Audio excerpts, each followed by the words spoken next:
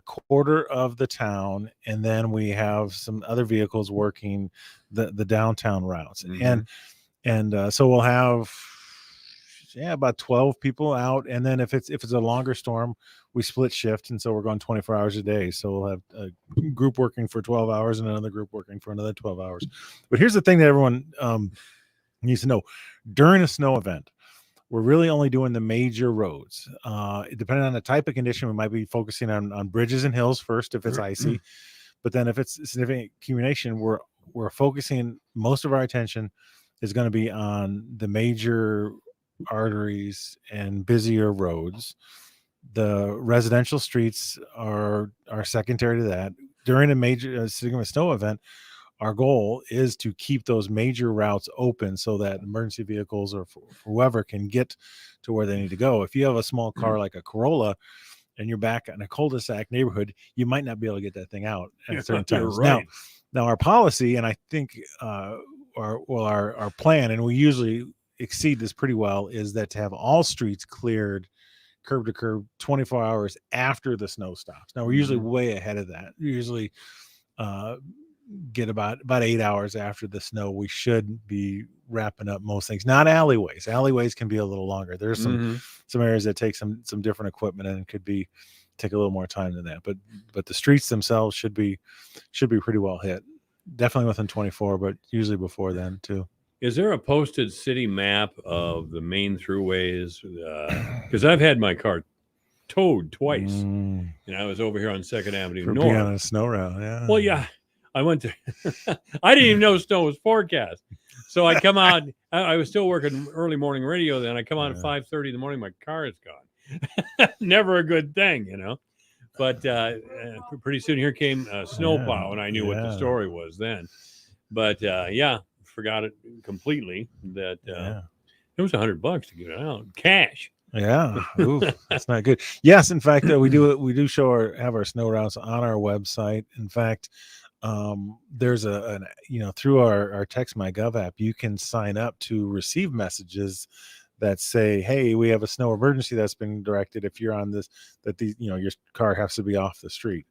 My Gov app? Text My Gov, the Text My Gov, the number we talked about. And well, I have, or I can, let's do this. Since I'll, if people go to our Facebook page today, I'll have our outstanding communications person put up a link for people to sign up for snow emergencies. Okay. Well, I certainly have Click. Where do I have it? The Click.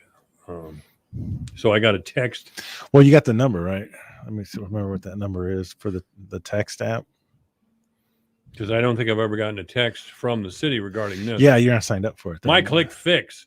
I've had Click Fix doesn't work. We don't use it. So the text service is. Oh, geez, I just had the number up. So I think if you put in snow routes, you'll get a way to sign up for it. Let's see what happens. Oh, you know what? I get terrible service inside this building for some reason. No, it's a terrible building. I got snow. Yeah. I got snow at routes. Oh, yeah. Is that it? No, I'll check on that. But you know what I'll do is I'll get the Facebook. I'll get it out on Facebook. I'll have it get out on Facebook this afternoon. All right. So that people can sign up for it. Because it is really cool. So if you're a downtown resident where we need vehicles off the streets, or if you're live on a snow route, when you need to be off the roads, so we can get that out on it on our Facebook. Yeah, that would be great, especially, I don't need that anymore because I have a garage. A couple of them, as a matter of fact. Yeah. But it's a good thing to know, so I don't, for whatever reason, park on 2nd Avenue North and leave it there overnight. I don't know why I would do that. But I certainly wouldn't want another tow charge. No. They're probably more expensive than $100 that I got charged. No, and it's a tough job because a lot of times when we need vehicles towed, it's enough of a snow emergency that the tow guys are pretty busy. Other stuff too, for people end up in ditches and things like that. Without a doubt. Mm-hmm. Another PSA worth mentioning is if you work or live downtown, you will need a permit to park in the city lots. starting next week. Excellent reminder. Yeah.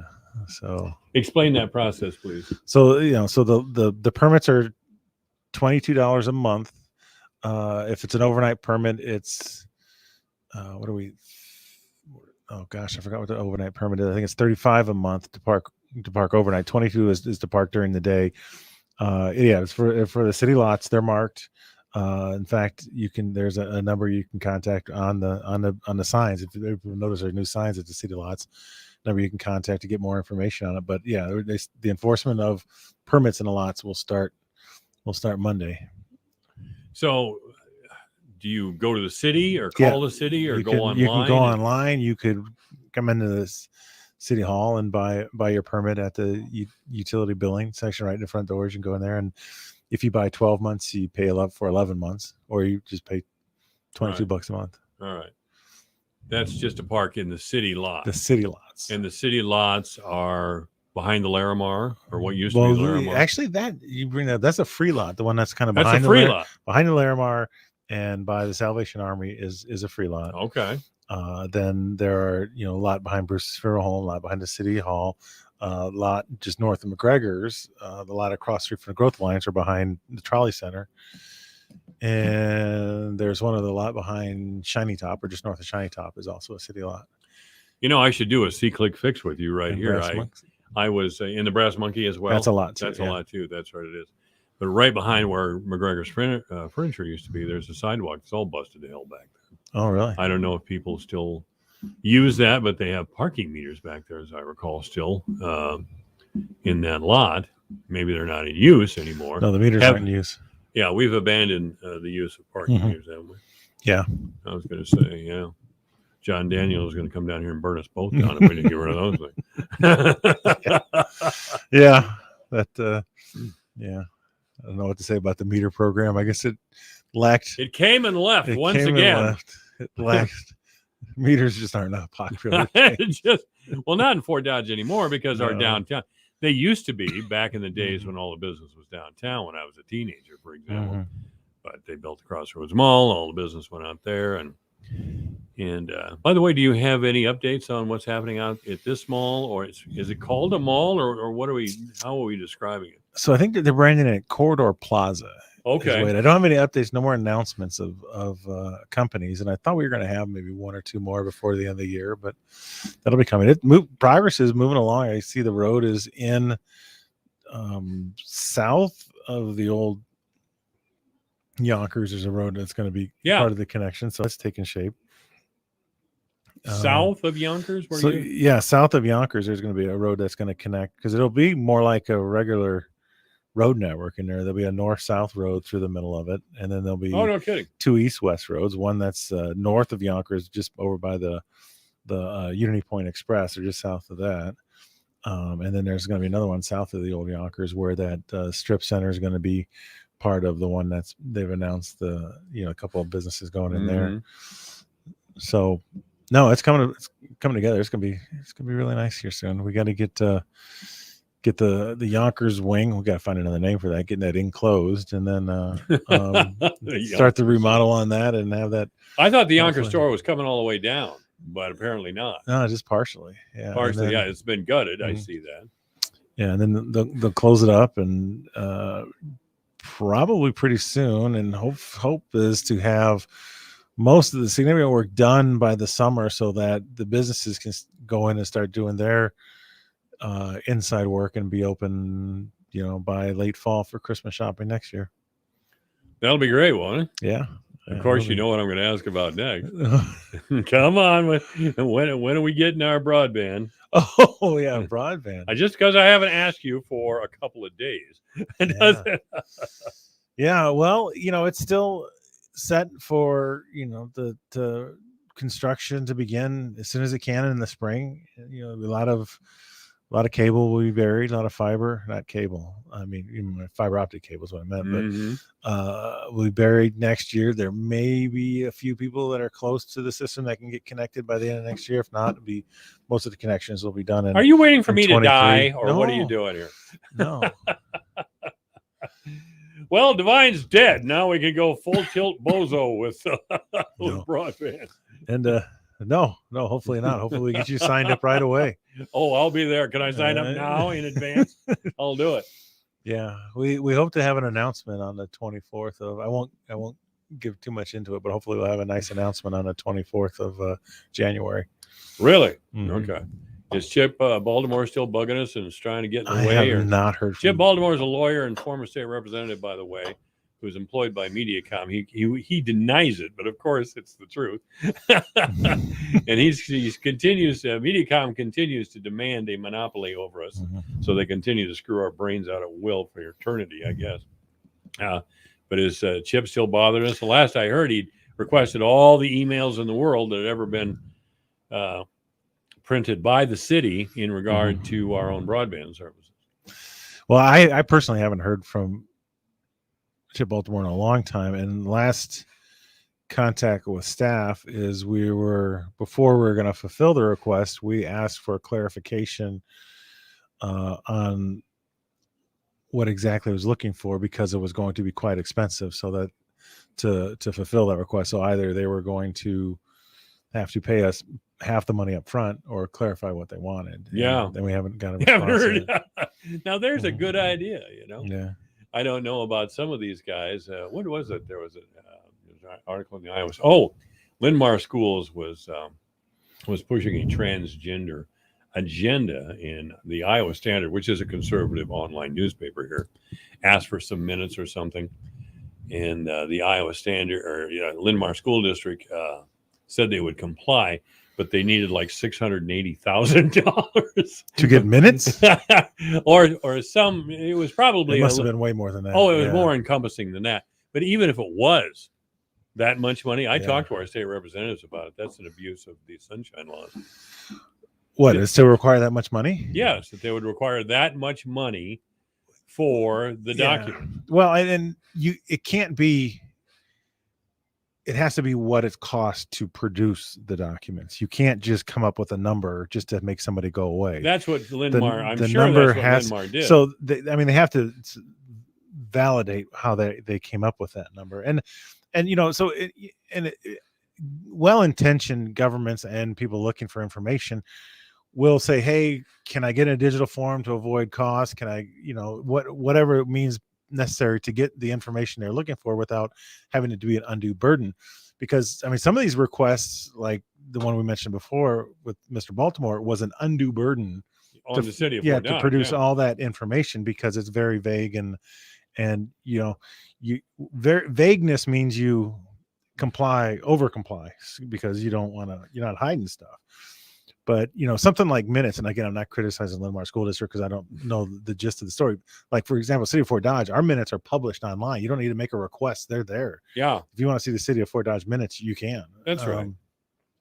We try to produce stuff. The minutes of the public meeting, but not the emails and minutes of any closed door sessions.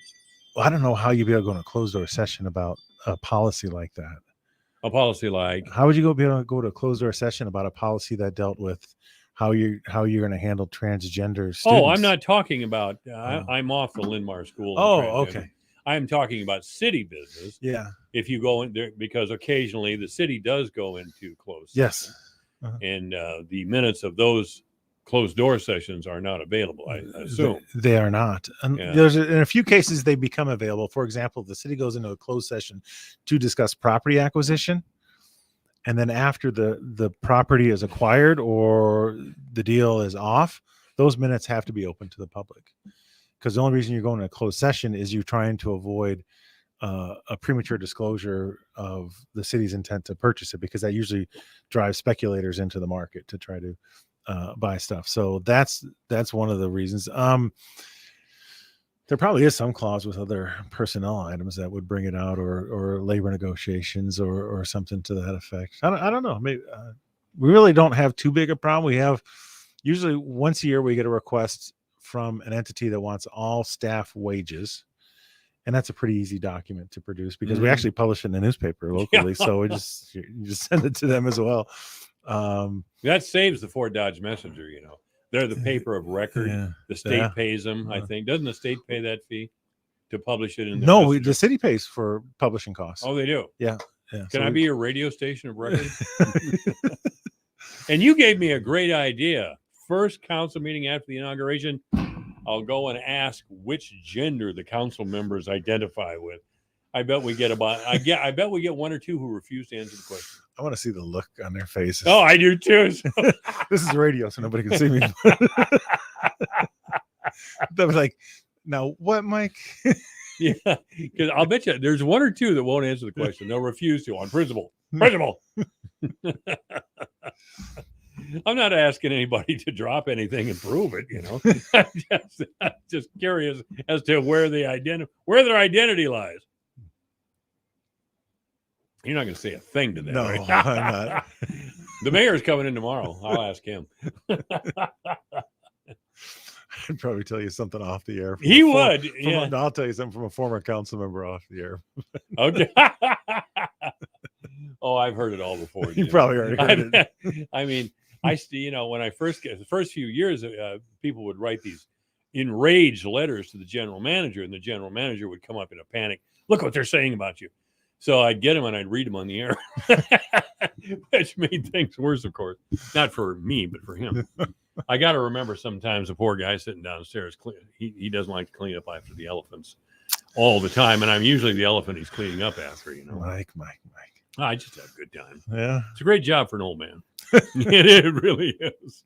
All right, David, I appreciate you coming here today. It's not usually your day. Yesterday is your day, but I was gone, thank God. Mm-hmm. Is there anything else that we need to know, or weather related, or? No, I think we covered it. I mean, people asked. So the city hall will be closed Friday. We're observing the New Year's Day holiday on Friday, so we'll be closed Friday. That doesn't interfere with garbage pickup, but we will start garbage pickup an hour early on Thursday. So if you're a Thursday route like I am, then set your garbage out. If you're early, if you're picked up pretty early, set it out overnight. So that because we'll be by early on Thursday to get it. I asked the county board of supervisors which gender they identify with. I'll probably get a couple of no answers there. I bet Dinklaw, though, identifies as male. Cisgender. All right. David, thank you so much. You're welcome, Mike. Yeah, you will come back, won't you? I will be back. Okay. Michael Devine, the mayor of Manville. It's a fancy title for a part-time job. Michael Devine at AM 1400 KVFD. That's right. It's 2:34, and this program brought to you by Blue Ribbon Pelham Waters. Blue Ribbon Pelham Waters is at 612 South 32nd Street here in Fort Dodge.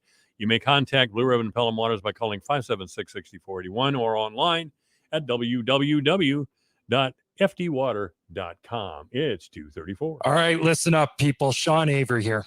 If you enjoy alcohol, chances are at some point you've been hungover, torn up in the hurt locker. Well, here's a little secret. Goody's hangover powder relieves pain fast, helps wake you up, and it tastes good. I'm not kidding around. You got a case of ginfluenza, bourbonitis? No problem. Get Goody's hangover powder. Real medicine for real hangovers. Goody's Hangover, aspirin and caffeine in powder form. Place on tongue and take with water. Hangover responsibly. Find it at Dollar General. Your news, your town, your station.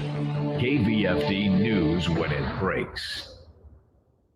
For KVFD News, I'm Brooke Bickford. Some icy but pretty expected conditions today for many in our listening area.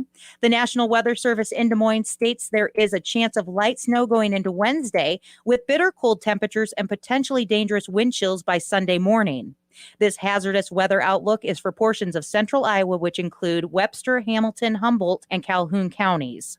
Despite a concerted effort to reduce traffic fatalities in Iowa, the number this year has just about matched last year's totals. Close to 340 people have died on Iowa roadways so far in 2021. Iowa State Patrol Trooper Paul Gardner says they will be ramping up targeted enforcement operations in an effort to save lives through the New Year holiday. We will be ramping up our enforcements for OWIs, also be watching out for people who are driving too fast. Our triple-digit speeds, like 100 miles per hour plus, have been a problem statewide, but we'll also be looking for seatbelt compliance, which out of the roughly 8 to 10% that don't wear their seatbelts contribute to close to half of our traffic fatalities. Troopers plan targeted enforcement operations in various areas of the state in 2022.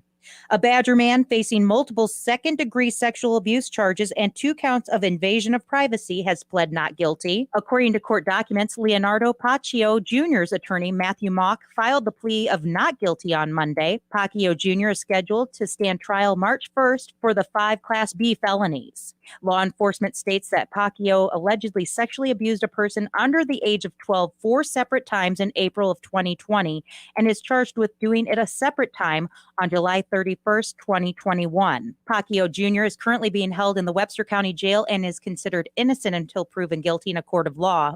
Class B felonies are punishable by up to 25 years in prison. A sign posted at Dunham Sports confirms that store plans to close on January 16th after being in business in Fort Dodge since 1995.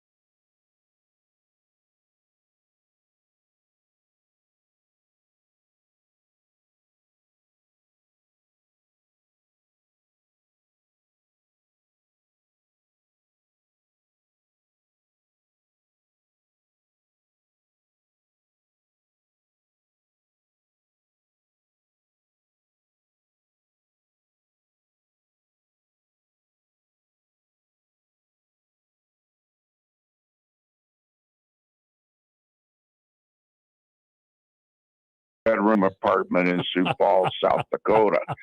So Happy New Year, Mike. Happy New Year to you, and I hope you had a great Christmas, buddy. It was good. It was the first one. Char and I, my wife, it's the first one we've been together in 3 years because of my extended illness and everything else that went on with me. And so it was great to have to be with her and my stepson and to communicate with my boys. One's in Alabama, one's in Colorado, and it was great to talk to them and great to communicate with them. And it was just, to me, it was a blessed Christmas because it had been so long since Char and I had had a chance to celebrate a holiday together, and it was just really nice. That's wonderful to hear, Sam. It really is. Yeah. That's wonderful to hear. It really is. By the way, let me explain who you're listening to. First of all, Sam Clovis was a former talk radio host, which I think is about as high in the ladder as you can get. may seem a little self-serving, but actually he is a graduate of the United States Air Force Academy and was a fighter pilot for many years. He spent a career in the United States Air Force as a pilot, and he was 26 years, Sam? 25 years. 25 years, excuse me. He has a PhD from, is that Georgetown here in University of Alabama. University of Alabama. His dissertation, and send this to me if you can, his dissertation concerned federalism and Homeland Security preparation. Now, we've all heard Homeland Security preparation, but is the concept of federalism something that our younger people even know about? And I'm talking about undergraduates at our biggest universities. Do they understand and support federalism? Do you think? They don't have any idea what it is, Mike. They don't know. And certainly the administration we have right now doesn't understand that. And frankly, most members of Congress don't understand it. They may understand it, but they don't care about it. It gets in the way. That's a better comment. Yeah, they I mean, during the what I consider disastrous Clinton administration, the concept of federalism was, well, Hillary Clinton was just openly contemptuous of the very idea. She didn't come out and say that, but she was always saying things like, well, we have this patchwork of laws around our country. We just need to bring it under one umbrella here in Washington, D.C. And I went, no, that's a violation of the 10th Amendment. Get out of here. I mean, here's the smartest lawyer, supposedly the smartest lawyer in the country. That was what she was made up to be, but she didn't seem to be the smartest lawyer in the country. She didn't really. Well, I do think that the progressives and frankly, a lot of the people in the Republican Party, the ruling elite, I think that they would very much like to see the states as vassal states or simply an extension of the central government. Oh, yeah. That they do exactly what the central government tells them to do, which is contrary to every precept that we have in the checks and balances that are supposed to be in the Constitution. And I think that is, it's not just the 10th Amendment. And I agree with you, that is that's the escape clause for the states. But it's also the notion that it goes to the very concept of liberty for the individual citizen, because that really is, people don't realize that the Constitution only talks about two levels of government. It talks about a central government, and it talks about the states. And it talks about the relationship between the central government and the various individual sovereign states. And the states are sovereign. Now, they are part of the Union, and we fought a civil war over that very issue. And I think that the conditions could arise that would bring us again to a very much a point where states may want to secede from the Union. And I don't know how that will manifest itself, but I do think it's a distinct possibility. I think the one thing that is probably the most troubling is the fact that we also have states that are willing, or governors and legislatures that are willing to abrogate their responsibilities because they want the central government to provide money. So we have this issue of the corruptibility of the system based on the fact that the central government can control a tremendous amount of money that comes into the state. Frankly, most state budgets, about half of the money is federal money that comes in. And the other half is generated what we call own source revenue. And that's the revenue that comes from the state itself. But when you look and you see how much money comes into the states from the federal government, it's not hard to see how they can control this. The central government can control the behavior of governors and legislatures based on that corrupting aspect of money. Well, we do have kind of a corrupt system anyway. I mean, projects back home are the lifeblood of any federal representatives. Are you there, Sam? Right. You all right? Yes. I mean, there's always a national railroad museum in Pennsylvania or something, some big project. I mean, that actually happened in Pennsylvania a number of years ago. A congressman pushed for the National Railroad Museum to be in his district. I don't know. I suppose there's a lumberjack museum out in Oregon or something. I don't know. But somebody's always building something like that. And Kim Reynolds, by contrast, when she got what she thought was too much COVID money, she sent it back to the federal government. You know, it was that money, again, was a string to control states. Yep. Biden and his people, who were passing out money like crazy, intended this to be, well, we'll give you this money and we won't attach any strings to it, but one, we're going to come back and ask some serious favors in the future. I mean, that was never said publicly, but you know what was going on there. I mean, and there's not a politician on earth that would admit that. But I wrote about, when I wrote about that in my dissertation, was about the notion of what we call, there are three types of federalism that I think we can generally address ourselves to. And this does not have anything to do with dual federalism, which is the old version. That was what really existed up until 1913, when we had the 16th, 17th Amendments, and then the Federal Reserve Bank was in place. Now, after 1913, we started the process of what we call cooperative federalism. And cooperative federalism is where the state and the national government partner to do certain programs. And that is where the money usually comes, or there's matching money or whatever. And that's called cooperative federalism. Then the other aspect of what we're talking about now is coercive federalism. And this is where the money comes with strings attached. And those strings, you don't get the money unless you do the dance. Unless you dance, and right. That's exactly right. And so they coerce behavior out of the states using money as the way to do it. Now, the third form, and the one I think is most important, is competitive federalism.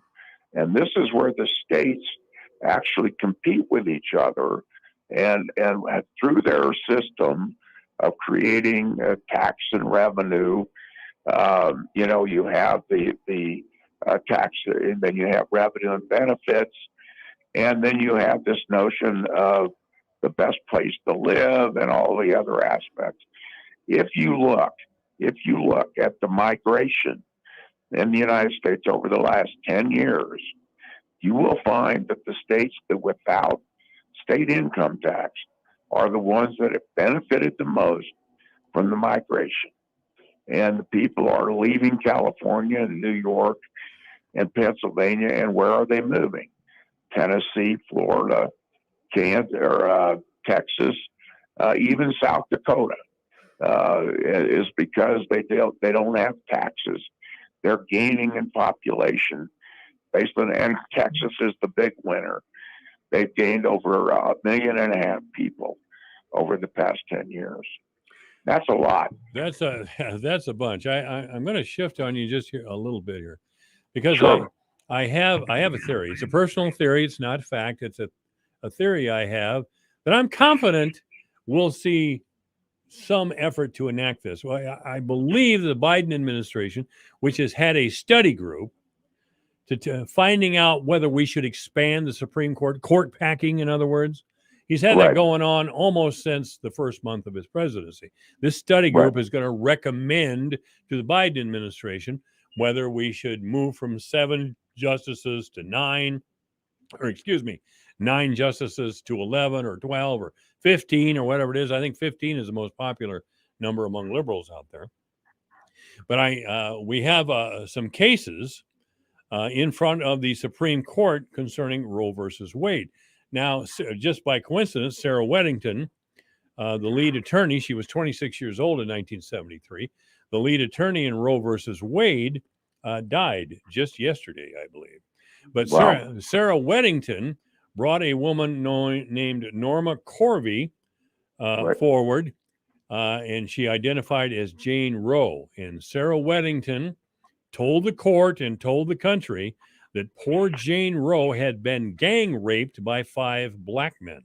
In other words, Sarah Weddington's a closet racist, which I love, by the way. And that was part of the reason Sarah Weddington insisted to the court that we should have abortion on demand in the United States of America.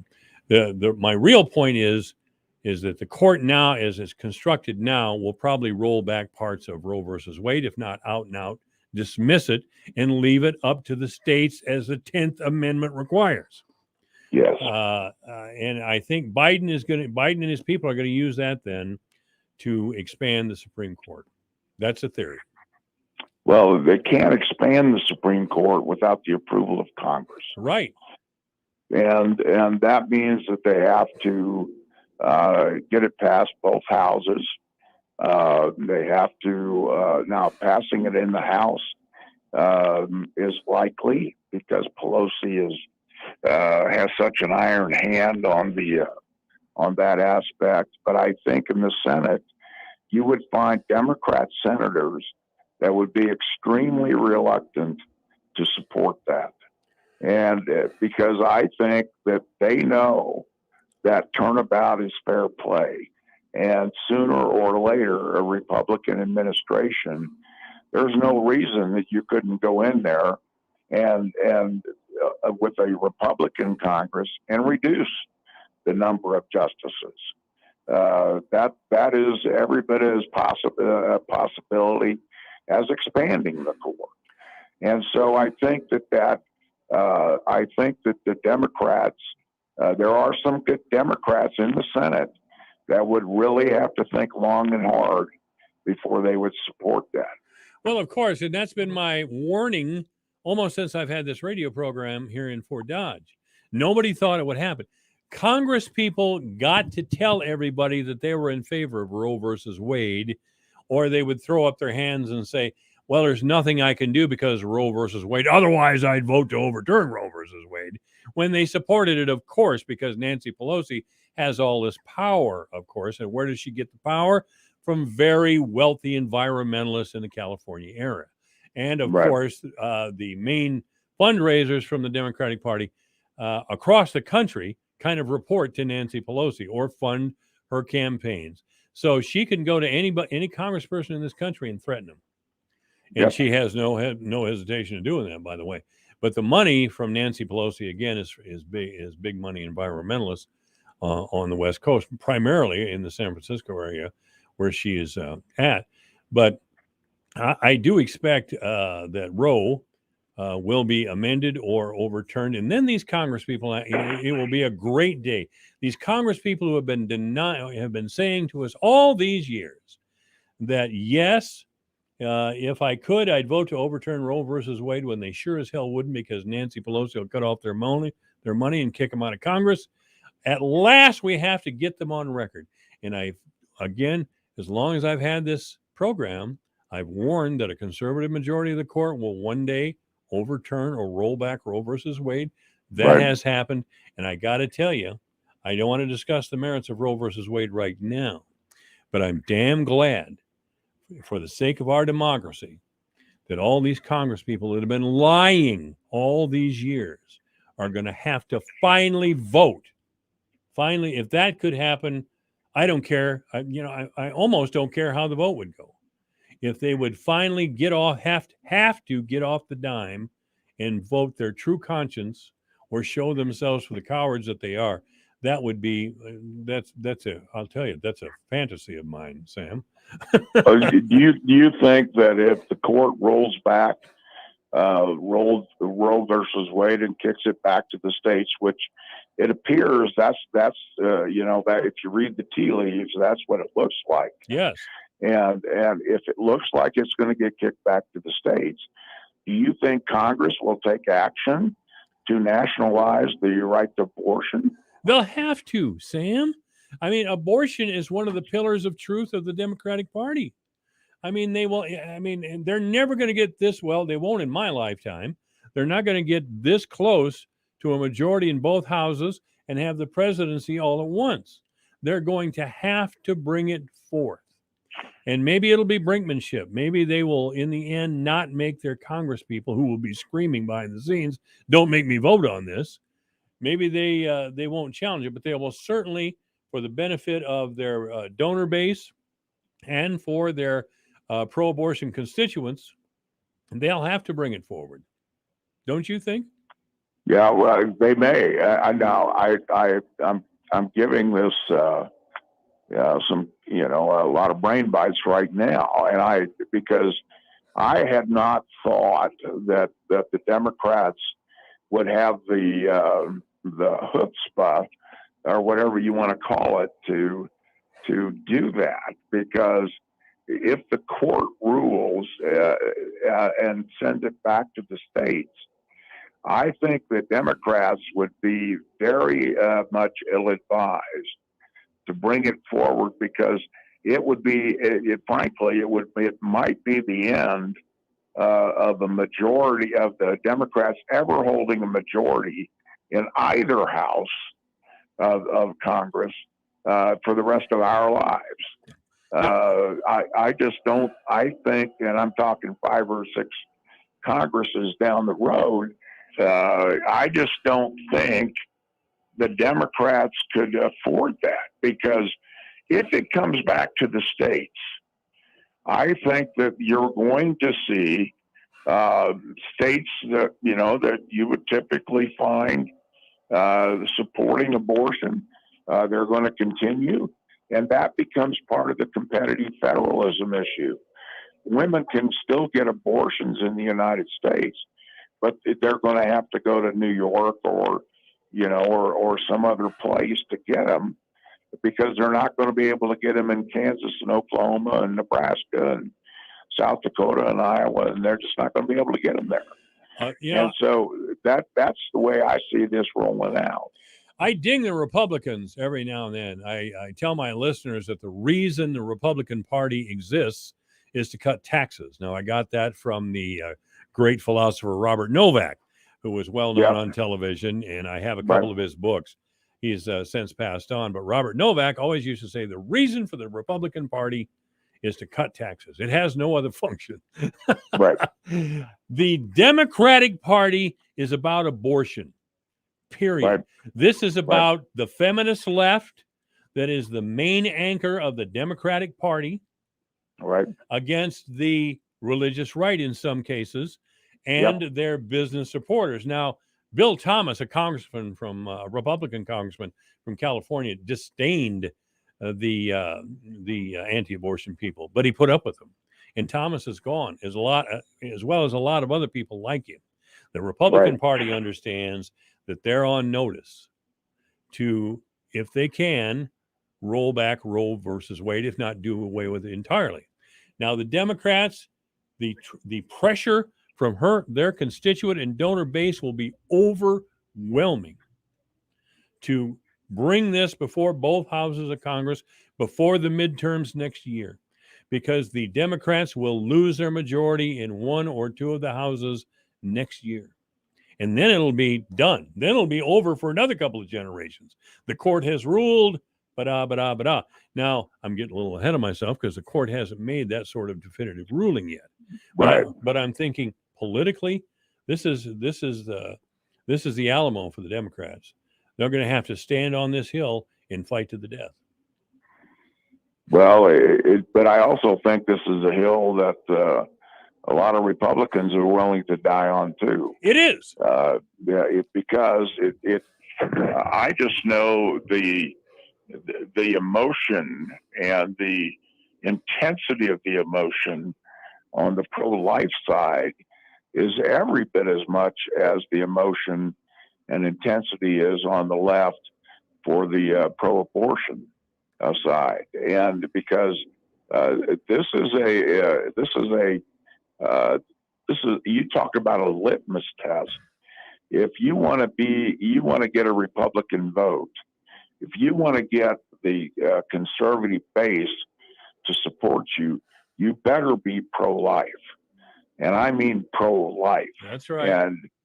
And because now you can go with you can get away with the Republican caveats on rape, incest, and life of the mother. Right. You can get away with that, but that's it. There is no other giving on the right and the left. It is absolute on demand up into the day of birth. Oh, absolutely. Bill Clinton. Some of them would like to see it extended for 2 years into the life of the child. And you just sit and ask yourself, what kind of thinking is that? How distorted and how incredibly bad thinking is it to have this culture of death that has hung over the United States since June the 20th of 1973? That it is beyond me to think about the 63 million babies that have been killed in this country.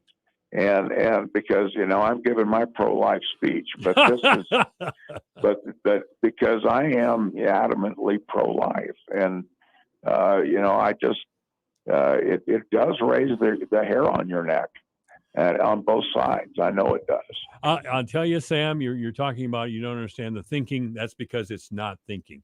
The two sides, pro-abortion and anti-abortion, despise each other, and they have Absolutely. for years. And they, especially the pro-life forces, really want to stick it to these baby killers. That's the way they think. A lot of them do think that way. And to them, they are slaughtering children. And I can't think of anything that's more infuriating than that idea. On the other side, we have the feminist left, and we know what they think. That thereby, they're the most important people in the world, and that's it. And they shouldn't be expected to be responsible for birth control. Yada, yada, yada, yada. Yeah. But the Bible says in hundreds of times that you should never shed innocent blood. And when you abort a child, that is what you're doing. You're shedding innocent blood. And that is absolutely against what God intended.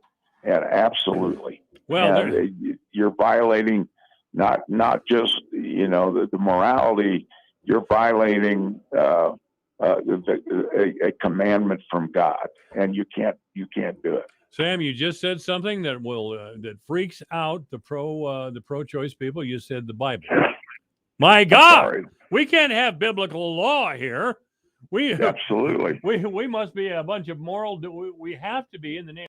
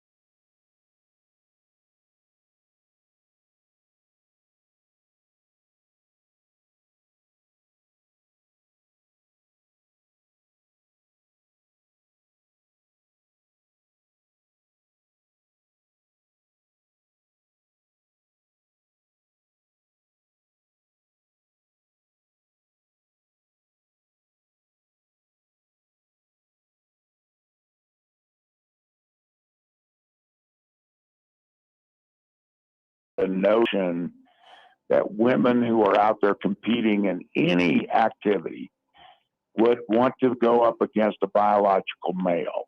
I don't get it. I don't understand how they think that that's okay. Well, Penn State would probably kick them off the team for being discriminatory.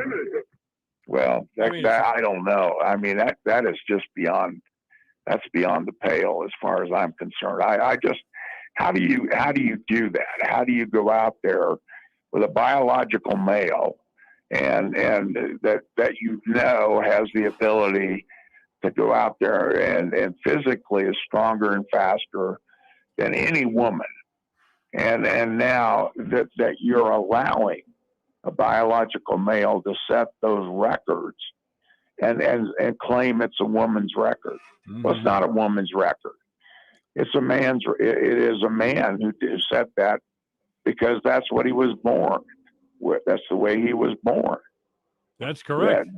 And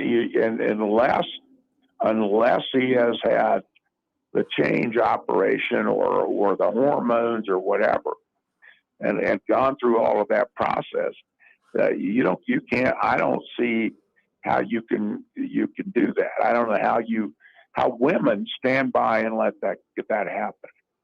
I wouldn't swim. No. Yeah, if I were on that team and a male came in and wanted to be a member of that team, I would not compete. I would change schools. I would go somewhere else because I would not stand for having a man on my team if I were a woman. I think that's 100% right, Sam. We were on some good stuff, so I ran a little long. I'm going to have to take a little break here. Give me a call back 6-7 minutes, will you? I shall indeed. All right, this is Sam Clovis on our show today. We'll be back. Divine Intervention is online at yourfortdodge.com, on Twitter at JMike1400. 340, this is AM 1400 KVFT. On our first date, we had masks on and kept 6 feet apart. Now we're a lot closer.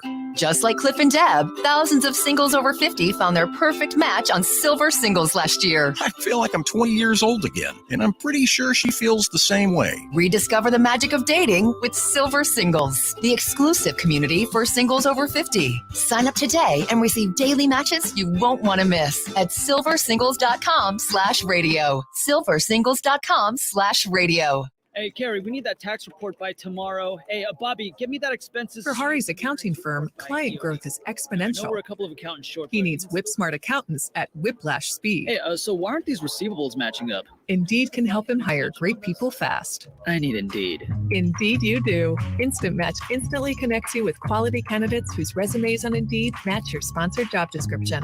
Visit Indeed.com/credit and get $75 towards your first sponsored job. Terms and conditions apply.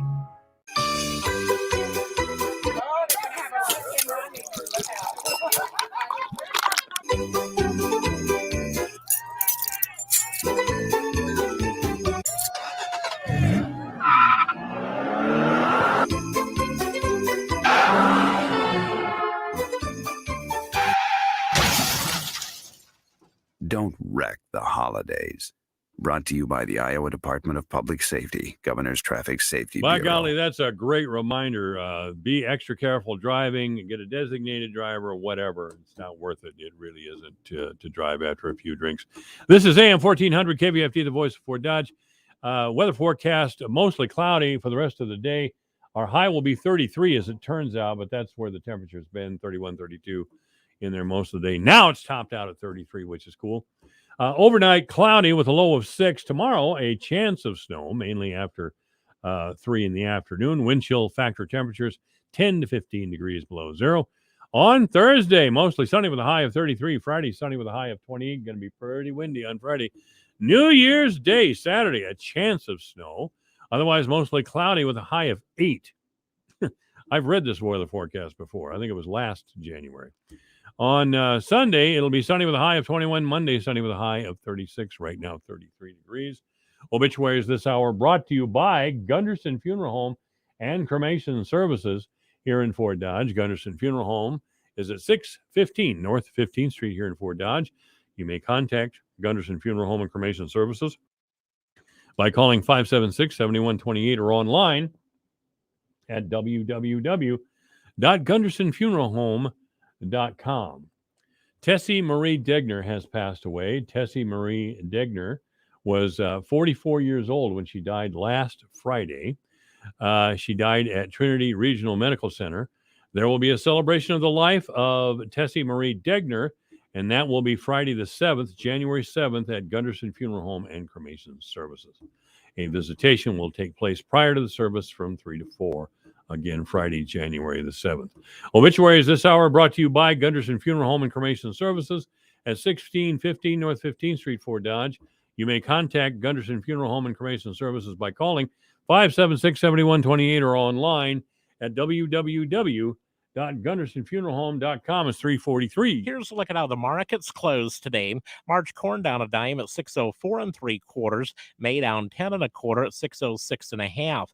July down 10 1/4 at 605 1/2. September corn down 8 1/2 at 569 1/2. January soybeans down 3 1/4, 13.59 1/4. March down 3 1/2 cents at 13.68. May down 3 1/4, 13.75 1/2. July down 2 1/4, 13.79 1/2.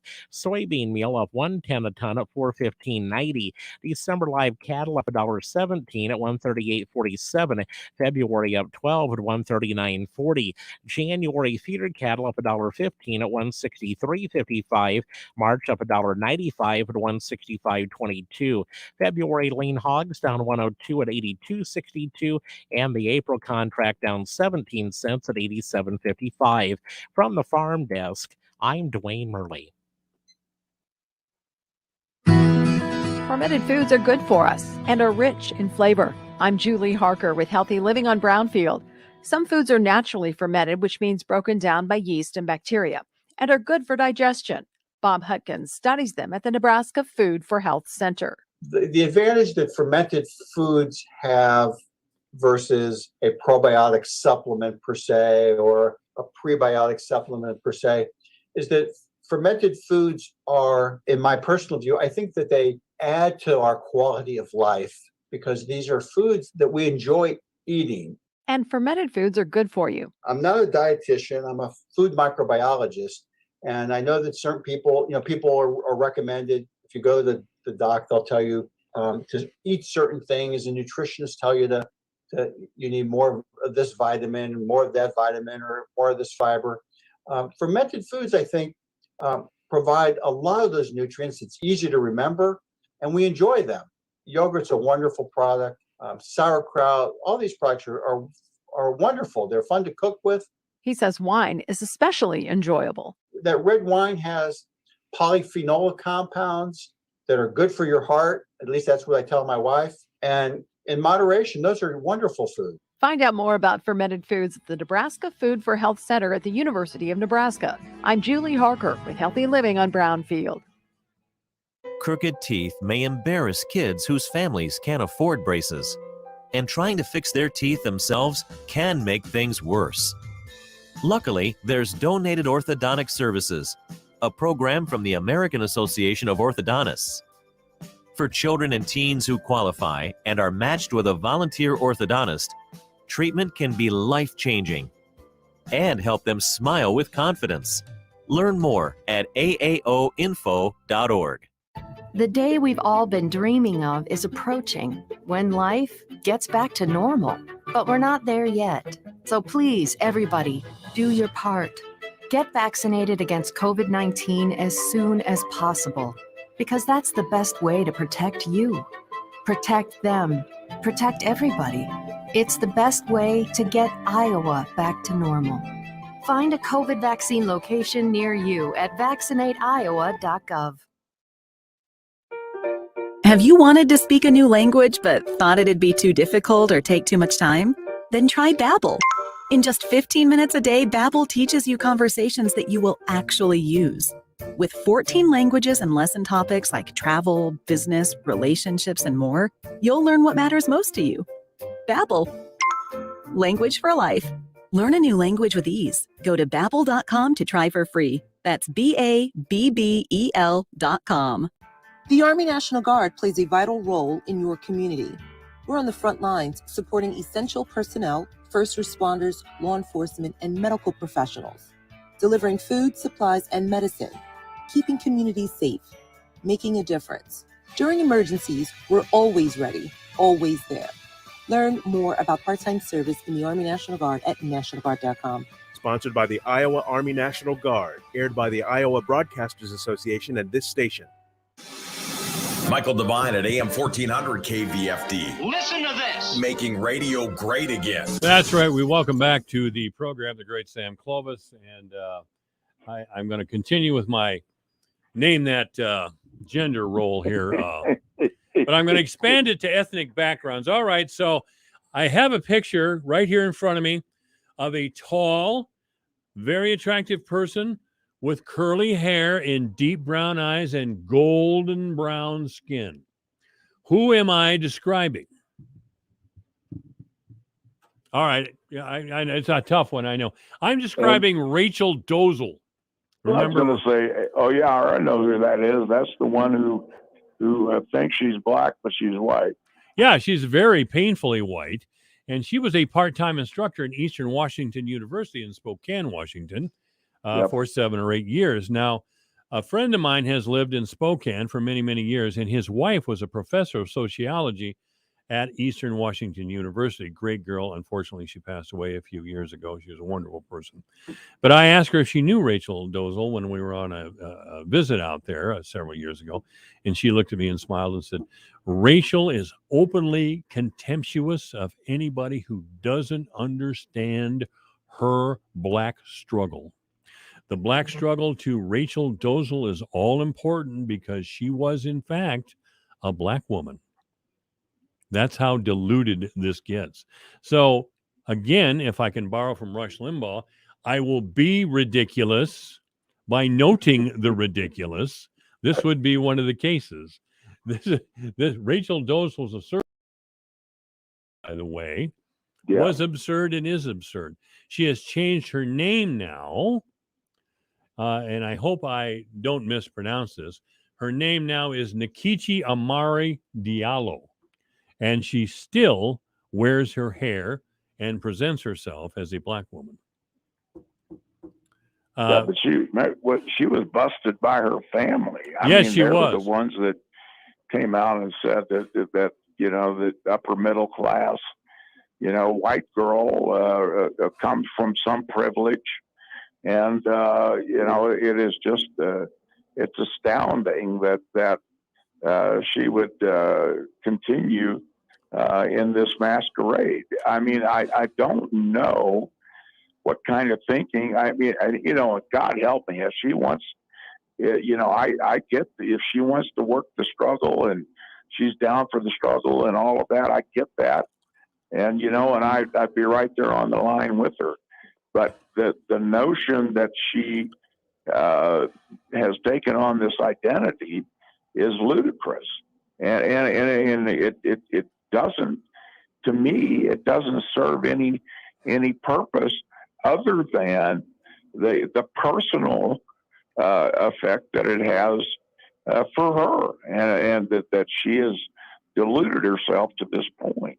Well, she insists to this day that we accept her as a black woman. Let me give you a little bit of background. This has been a few years ago since this happened, 2015, when she was outed as a phony and a fraud. She is a graduate of Howard University, a predominantly black college. And a distinguished black college, as a matter of fact. Predominantly very black. distinguished. Very distinguished. So using that on her resume, hi, I'm a black woman from Howard University. She was named Education Director, Human Rights Education Institute in Cordialone, Idaho. She was a part-time instructor at North Idaho College. She was the president of the NAACP chapter of Spokane, Washington, and she was a part-time Eastern Washington University instructor. Her job now is hairdresser. So she wasted a lot of money on a very fine education, or she misrepresented herself as a black person and received grants that were supposed to be available for the historically disadvantaged, which is really a crime. Now, I don't know if she did that or not, but I would like to look into it a little bit more.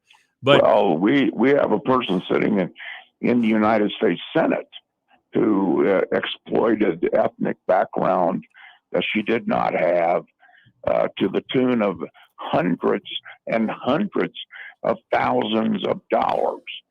And that would be one Elizabeth Warren. Yeah. And I don't really know how Kamala Harris is described as a black woman. She has no African-American ancestry.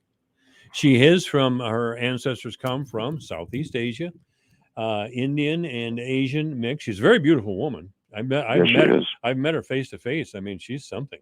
She has standard. I can see why the Biden administration keeps her under wraps, because she has a certain magnetism about her. She really does. That Joe Biden, my God, half the time I feel sorry for him. But if you want to be correct about this, Vice President Harris is not a black woman, but she's described regularly as a black woman. Well, she is African American, and she is not African American. That's correct. Now she may be black, but she is not African American. To look at, she looks black. I understand that, but are we including the entire subcontinent of India, which has very dark-skinned people, as black people now? Well, but the claim of being African American, she is not. She is not African American. That's correct. She is not. And so to claim that is a fraud. I mean, it's fraudulent. It is a fraud. I just wanted to bring that up because I'm kind of promoting my name that gender thing coming up next. I think you're onto something, Mike. I really do. I wish I'd have thought of it. Name that gender. Yeah. If I ever get back on the radio, and that would be a coup of some kind. It would. I would. I'm not sure that I would have as many filters as I might have had 10 years ago when I first went on the air. I think some of my filters might be gone. You shouldn't have filters. You and I grew up at a time when men especially it was a virtue to speak plainly and directly and truthfully. Right. Not any of this mincing nonsense and declaring newspeak and all of this nonsense. Well, I would. I think that the reputation that I had, and I was in a small market, but I sure enjoyed a lot of success, and a lot of it came from the fact that I was able to shoot straight and hit the target, and I think that's the key to being a good talk show host is you got to shoot straight. You have to tell. You got to be right. You have to be right. Right, and you have to be comfortable living on a razor blade. Exactly. Yeah. You gotta have elephant thick skin too. So. Oh yeah. Well, as I said before, previous general managers and market managers here, they used to show me these letters from outraged listeners and here, this is the mail you're getting, and I'd read it online. I'd read it on the air and online and everything. Oh, absolutely. Yeah. And I'm sure I still get letters. There was a change.org petition a short time ago trying to get me bounced from the air because I was insensitive to the mentally ill or some damn thing. I don't know. Oh, yeah. I don't know. It never occurred to me to be insensitive to the mentally ill, by the way, but apparently it was good enough to get a change.org petition together. I remember that when I first started, I was on the air about 3 days, and my first letter came in, and it was a death threat. And I was, of course, it was anonymous and all of that. And I just said, I went home and told my wife, I said, you know what I'm going to do next week? And she said, what? And I said, I'm going to get a concealed carry permit. There you go. And I did. And I announced it on the air. I said, just so everybody knows, I've got a concealed carry permit now. Sam Clovis has a gun, and I'm armed. See, that's still, the idea that the oppressor class, and that would be me and you, Sam. we're white males and we've oppressed everybody and we should be ashamed of ourselves. And by the way, my starving Irish ancestors who came to this country should be ashamed of themselves for living in a sod hut up by Laverne for many winters. Yeah. Well, whatever. That's where you get into the line, whatever. Whatever. Yeah. Thank you very much. I don't really care. I go back to my royal ancestry and said, well, I really have the legal right to go over and claim the fact that I should be the king of all of Central Europe. And so, I wonder how far that would go. And the other thing, I couldn't get in there because I've had COVID. I don't know that I would be able to travel to Europe because I'm now branded as a COVID guy. I will tell you one thing. Of course, I've irritated liberals and members of the Democratic Party. When my son got sick and when I got sick, some of the local people stepped up and offered to help me. And boy, I've been taunting them for a long time. So I can't forget that. Sam Clovis, thank you very much. We'll talk with you next week. All right, sir. Thank you. This is AM 1400 KVFD. Peloton is ringing in the new year with so much new. With a Peloton bike, you get access to new classes, new music, and artist series. Get ready for fast, fun workouts with Peloton Boxing. They've also got new artist series. There are more than 100 artist series classes to pick from. For a limited time, experience it all with a $550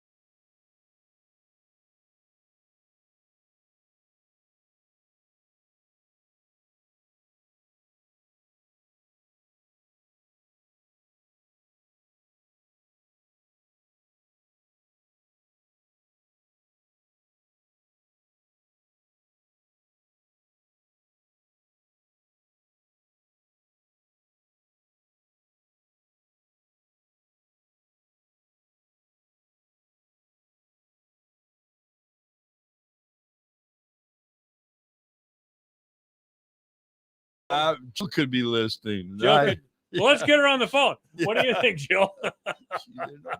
I'm not going to say a Randy word. Cool. Yeah, now's the time to quit talking. Right. Randy Coolman, Nevin Mulholland, our guests. We're talking sports. I'd just like to report that Francisco Franco is still dead, but I assume Tom Osborne, for some reason, is still alive. So there you go. You know, these days you never know for sure. You never do because of COVID. But yeah. But fortunately, we're not. We made it here. We haven't had to cancel because of COVID. We're one of the few things that's not being canceled so far. So yeah. Well, I did have to go get tested today. Did you? Tested negative. All right, man. Yeah. Oh man. Why did you have to? You run your shop. I mean, Right. Well, because he stayed up. He stayed up all night, studying for that test too. Because I've caught a cold, and then I got an email indicating that I was exposed to somebody who tested positive for COVID.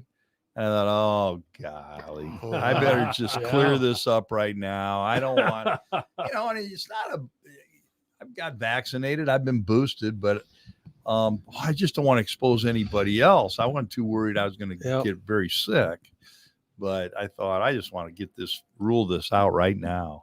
Yeah, I'm fully vaccinated. We're all part of the vaccination generation. I mean, we should be. The three of us are. Yeah. I remember my parents having serious doubts about whether I should get the polio vaccine when I was a little kid. But the nuns had no qualms about it. They just lined us up and gave us the oral vaccine, as I recall. And then I got real sick. I think I might have told you guys this story. I got real sick. Sugar cube. No, we had oral vaccine. I still remember it. I was just a little kid. They didn't put it in there. What was it? The sugar maybe cube? it was in a sugar. Yeah, it could have been. I can't remember either. Yeah, I think you're right about it being oral. But yeah, I couldn't have been more than 6 or 7 years old. Right. And my dad and mom had some. They couldn't get You around. don't know. Well, at that time, especially, we didn't have a lot of information. Polio was killing children around the country, and now you're telling me you're going to give my son a little bit of polio so he doesn't get it in the future. It didn't make any sense to him. I can understand that. Yeah. It makes, it's accepted science now. But I went home and I got real sick. And I remember my parents just freaked. They were sure that they had made the wrong decision. I was going to get polio and be at least paralyzed. But fortunately, I'm here. Yeah. At least it's I'm glad I'm here. You must not handle vaccines very well. We talked about that last week, the genetic composition. Yeah. I mean, my poor son, geez, he just went through a terrible time with COVID on a ventilator for 10 days. And you too. A year ago, I was very sick.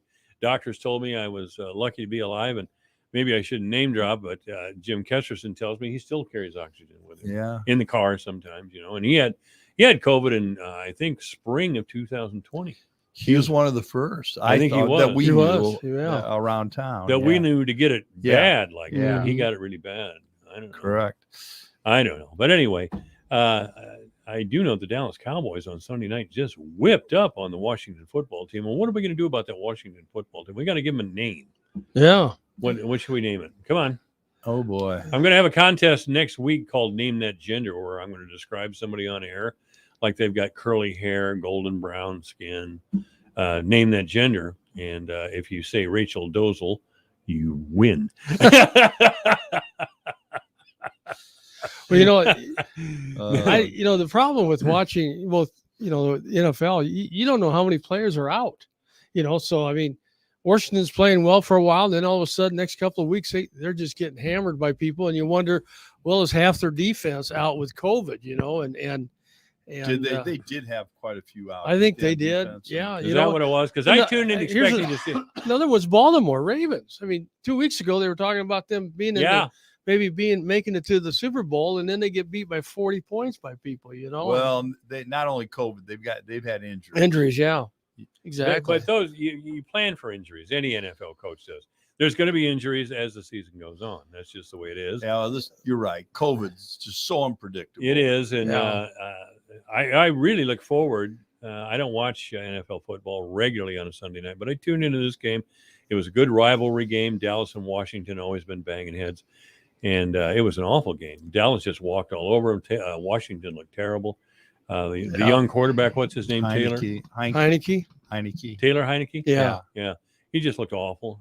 Maybe it was a case again. Well, he really didn't have much time to throw. Well, I know you guys always want to point to the offensive line, and this time you're right. He didn't have much. And what's his face was out on that offensive line. Sure, Brandon Scherf. Brandon Scherf. Is that where he is? I didn't even know he was out there. He's All-pro guard. Considered maybe the best guard in the NFL. Yeah, he really is. He's been all pro for several years. You know, we never hear about him here in Iowa because he's out in Washington, and you just don't hear much about the Washington football team. Washington, yeah, it's silly. But ridiculous. Yeah, it's. I'm just glad I don't bet on these games, because how can you bet on them? I mean, it's just no. I'm going to bet on the football team. Well, but it's just But you just so don't know who's risky. going to show up. Yeah, and they can declare individuals, out hours before the game. Now the Colts quarterback is well, he's out, and he was unvaccinated. Unvaccinated, which Carson I Wentz. Yeah. I don't get it. I'm sorry. There's a lot of people like that. There is a lot of people. This guy in the NFL. I know it, and I think we're seeing all this right now. Wentz, we do know though for a fact, was unvaccinated, and man, I mean, the Colts are in the hunt here. Yes, They're are playing They're really good. well. They're on fire. They just played their best game they've played all year this weekend, and Wentz is performing at a pretty high level. He really has. And they are relying on him to show up next week, and he gets the vid. I mean, I think it's hard for me to be sympathetic towards him. It's his livelihood, his team. Quarterback's the most critical position on the field. You've got to be there, and now all of a sudden they've got to go to the bench. I know what you're saying, but I'm not gonna get into an "I told you so" attitude with anybody who had COVID. I was too sick with it. I know what it can do. Rod Isaac, a great guy in Fort Dodge, died of it. I can't go there. I don't know what to say to him. I don't know what to say to my own son, other than get vaccinated. I'd spank him, but he's about 250, and he can take me easy. He was a power lifter there for a while, so I don't know. I just don't know what to do about it. Before I forget, I've had a couple people ask me this, and I couldn't answer the question, so I looked it up because it hasn't been in the paper. But tomorrow's bowl game with Iowa State against Clemson is going to be at 4:45 p.m. kickoff on ESPN. It's not in the paper. I thought I read it. I haven't found it in the paper. Maybe I just missed it, but yeah, it's going to be on ESPN at 4:45 p.m. That's your full service. That's my news service. That's It right. hasn't been on. It hasn't been in the messenger. It hasn't been in the register. No. You got to listen to the radio to pick up these things. That's right. This show particularly because we are the hub of sports information, and we are the most listened to sports talk radio station in Fort Dodge. In Fort Dodge. I was going to go Webster County. Oh, okay. If Farnhamville has one that's bigger and better. Northwest Iowa. Anyway, and the Hawkeyes play at noon on New Year's Day. Yeah, that's going to be on ABC. So if you got MediaCom or Dish, you better find somebody's is friend. that still going on? Oh yeah, I'm so glad I dropped MediaCom. I Yeah. mean, just for that reason. Are they an advertiser? Yeah. No. Yeah. Okay.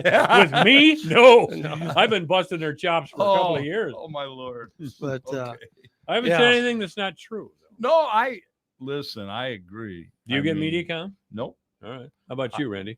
I've got Dish, but I got also Dish. have YouTube. You don't need Dish if you've got you YouTube. pay for No. YouTube service?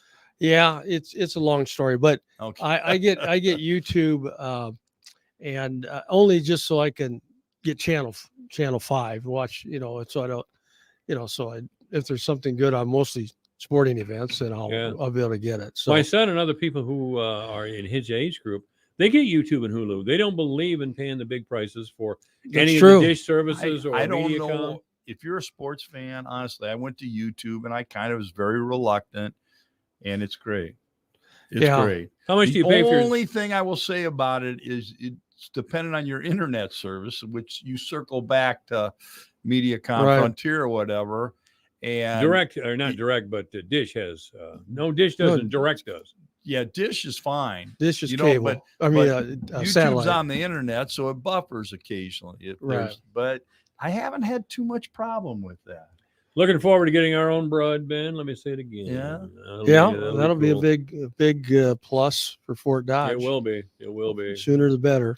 All right, But, let's have the Creighton report over there. We're just laying around, man. We're just laying around. We were supposed to play DePaul, canceled, COVID. Really? Supposed to play Georgetown tonight, Oh, canceled, COVID. I didn't know that. So now we go to Marquette Saturday. I think we play the same time as the Hawks or close to it in Milwaukee. And we're just keeping our fingers crossed. Yeah, it's crazy. That is crazy. You know, and we're healthy so far, but these other teams aren't. And interestingly, the Big East, the ACC, they've all kind of rescinded their original policy that they were going to forfeit these games for the team that couldn't play that because of COVID. Well, now they're going to reschedule them all. Try to anyway. Yeah, that's Big the Ten goal. did the same thing as well. They were going to Really? forfeit, and then they've changed their policy now. Well, I'm glad of that. Yeah, I am too. I mean, it's one of those things where, you know, you could get COVID. It's really not your fault because obviously there's breakthroughs, and so it is what it is. We're just gonna have to figure out how to live with it, make it through the season the best we can, and hope you have good depth. Because you'll be playing 3 games a week. That's the How thing. can Yeah. this thing still be so out of control after all this time and all this pounding away to wear masks and get vaccinated? Look, my fellow traditionalists and conservatives, I get it. You don't want the government ordering you to do anything or putting anything into your body because it's your body. I got it. I understand it. I am in sympathy with that argument, but too many people are dying all over the place. Too many people are getting sick. It's hugely costly to our country, to our city, to our county. God, get vaccinated before I start swearing at you on the air and get fired. Well, most importantly, Mike, it's ruining Randy's evenings. It's Right. It ain't doing anything for mine basketball. either. He's not getting football. What about you? No, I'm Creighton? I'm starting to watch the Hallmark Channel for God's sakes. You know. You may be going too far with that. You may be going too far with it. Yeah, no, but you know, we got hopefully a good fun weekend coming up, both with college football games and college basketball games. Heck, Iowa State on New Year's Day, same time as the Hawks are playing football, they're playing number 1 Baylor at Hilton Coliseum. Are you kidding me? No. That's a huge game. Baylor against the Clones, I think the Clones are up to number 8 now, and Baylor's number 1. I mean, that's a huge game. It will be one of the biggest rock fights you've ever seen. Yeah, because they both play defense. Oh, yeah. And if the officials let them play D, where it'll be. I'm predicting it'll be a game like 57-55 or something like that. Yeah, I think it'll be in the 50s, I think. You know, and it's going to be a real physical game, and Hilton is going to be rocking and rolling. Oh yeah, and wouldn't it be something if Iowa State beats Baylor? By the way, if you'd like to join the conversation, it's 955-1400, 955-1400. Nevin and Randy are here today because obviously none of us are going to be here Friday. Certainly I'm not anyway. It's always better to do the show live. I admit we record it every now and then, but this is one of the days that we're here in the studio live. So if you'd like to join the sports conversation, 955-1400.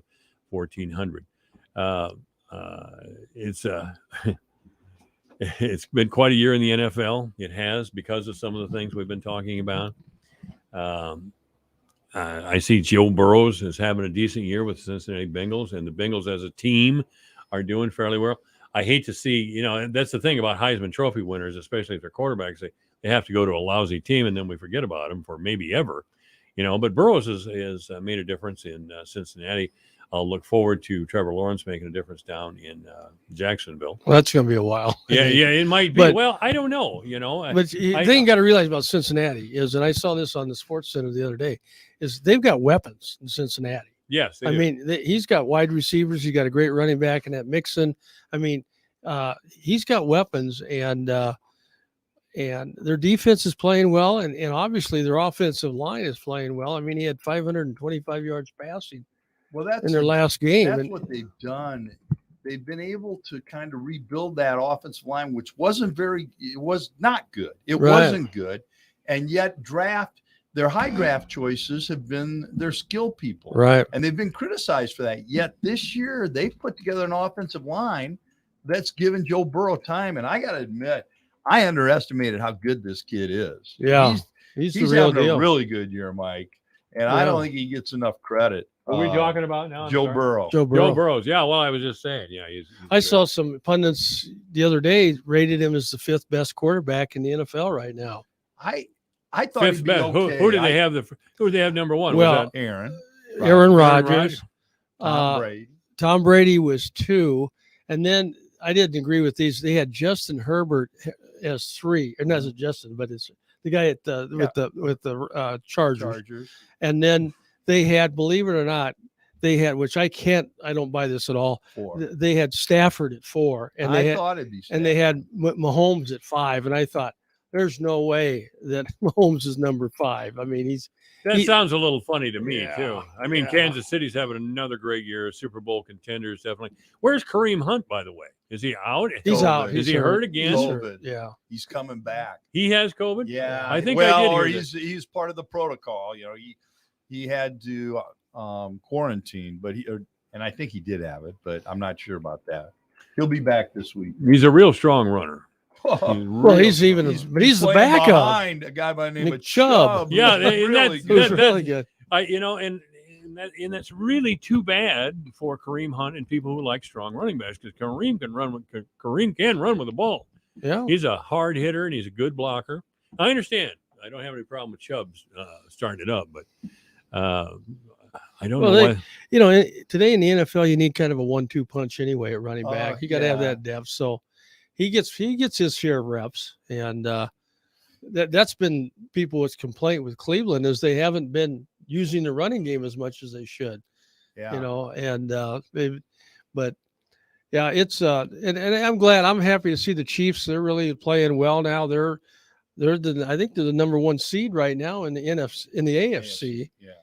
And the Packers in the NFC. So I'm happy for I'm glad to see the Chiefs bouncing back after a rough few weeks in the beginning. Struggling there early. And everybody was starting to write them off. And rightfully so. And their defense was terrible. Play, yeah. What is the matter with this team? Man, did they turn it around. They really turned it around. Yeah. And part of that, I think, really, believe it or not, was the defense. Right. Their defense really improved dramatically. All right, Randy Coleman, Nevin Mulholland is here. You can join the program after the break. We'll be back. Divine Intervention is online at yourfortdodge.com, on Twitter at JMike1400. It's 429. Watching TaxSlayer calculate your refund feels like climbing to the apex of a roller coaster.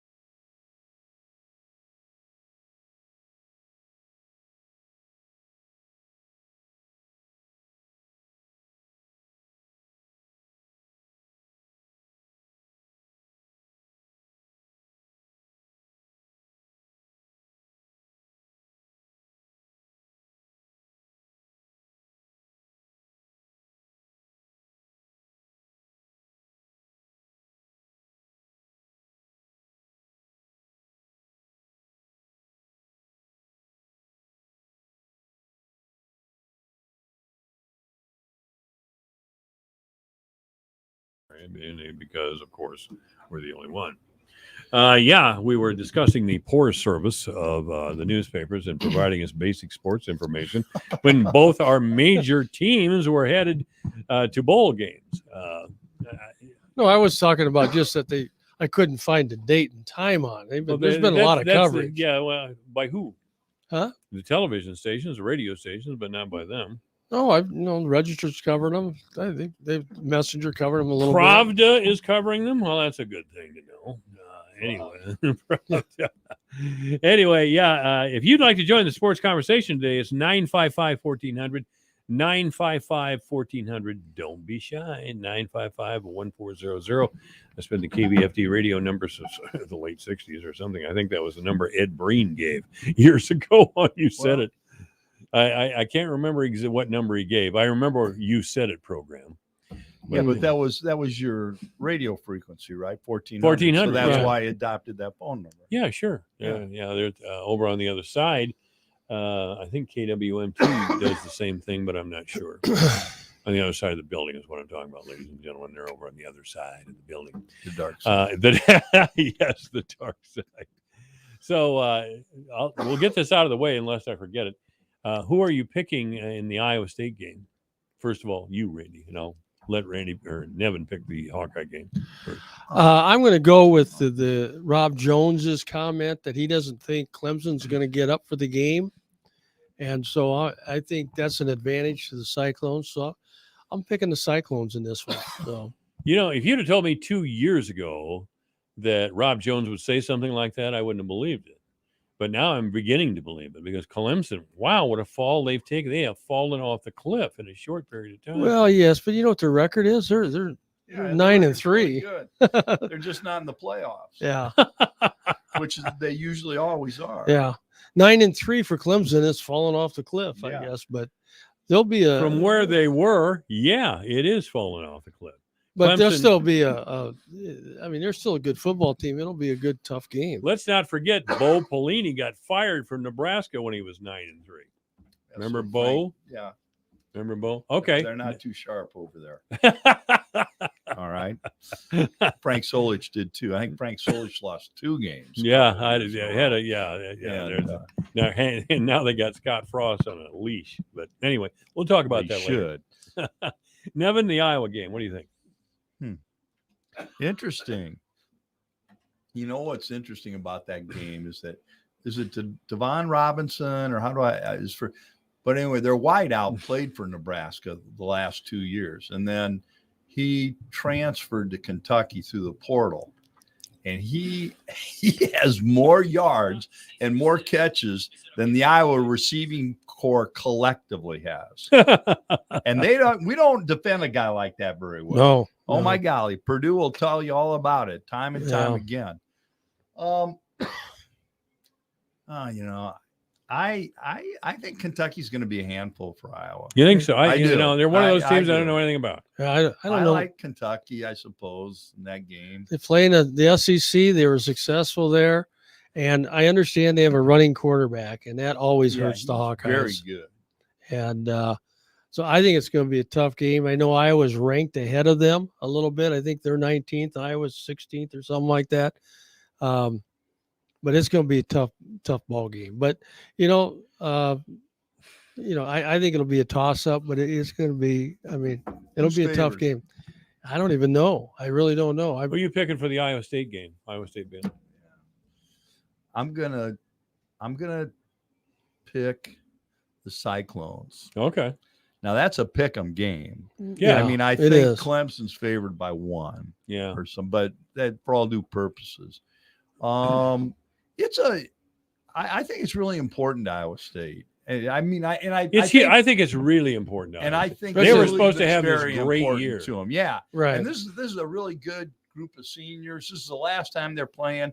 They want to leave with a good taste in their mouth. So I think they've really been getting ready for this game. Yeah. Preparing at a high level for it. And anytime you beat a Clemson, that's a feather in your cap. There's no Huge. question about it. Name recognition to beat a team like that. Yeah. And I know Brees isn't playing, but I like this Brock. It's Brock, right? Brock. Yeah. he's a little. He's not Brees Hall, but you know what? He's not bad. Now, if he gets hurt, look out. Yeah, I think that's a big loss for Iowa State, and I don't think Yeah, they can, and I don't think they can overcome it, frankly. And I hate to say that because I So do are not. You're picking Clemson. God, I Just hate, do it. Oh God, I just Good hate news, it. Cyclone fans. All the Clone fans are hoping that the you'll Hayes pick in the Clemson. barn. You know how You know how I feel Clemson. about Dabo, don't you? Or Dabo, or whatever he calls himself. You don't like Dabo? I do not at all. Clown. He and Campbell are having a love-in down there. Are they really? Mutual Oh, yeah. Admiration Society, boy. Yeah. Oh, okay. Campbell's that kind of guy. Most coaches are. They got to be optimistic and rah rah all that stuff. But I thought you liked that. I mean, you criticize Ferentz because he doesn't do that, and then you say you don't like people that are rah rah. I thought you. no, I didn't say that. I just say Oh. a coach has got to be that way. I understand that.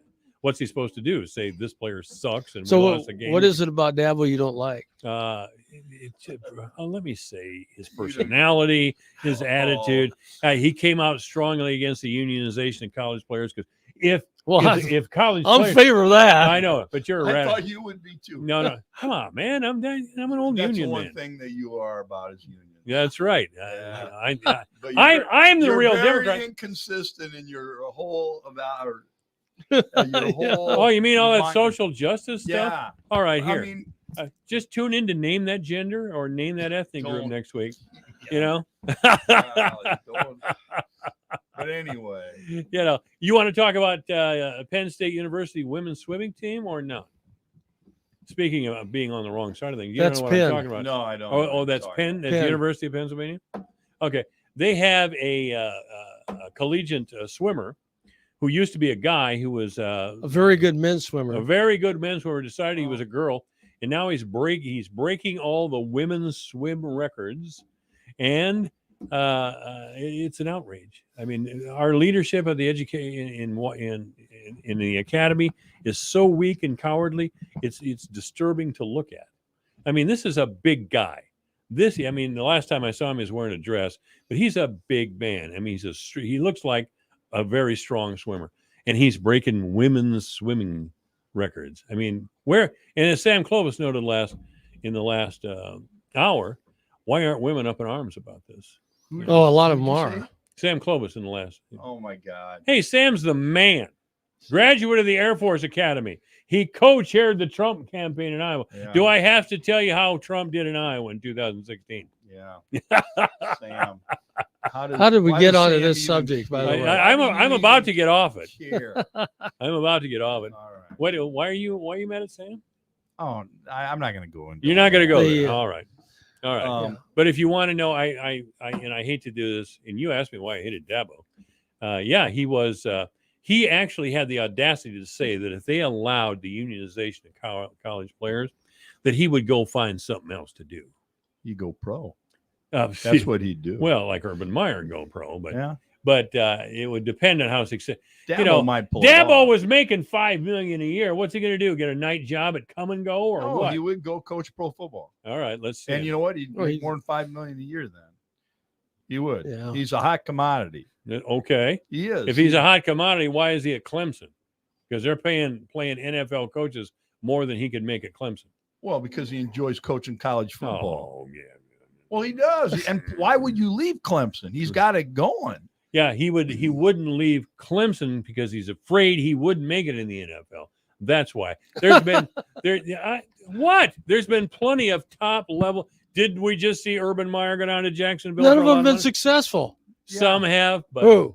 Name me one. We had this conversation at lunch. How about Nick Saban? His 2 years in the NFL. The hell he had to get out of there fast. Well, now you're arguing my point of view. Yeah, You're arguing my case.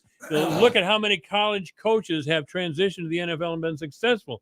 None. And Dabo or whatever his name is, knows that. But that doesn't mean that you're a bad coach. I mean, No, and you know what? You're just not good enough for the NFL. That's what it means. Sometimes you got. What else could it mean? What else could it mean, Randy? Come on. well, the NFL's not the greatest kingdom in the world. I mean, what the heck? It's a you got a lot of assistant coaches from the NFL that haven't coached a game in their life get head coaching jobs in the NFL. Sure. And I mean, and they're there for 3 years, they get fired, and then they're back assistant coaches again.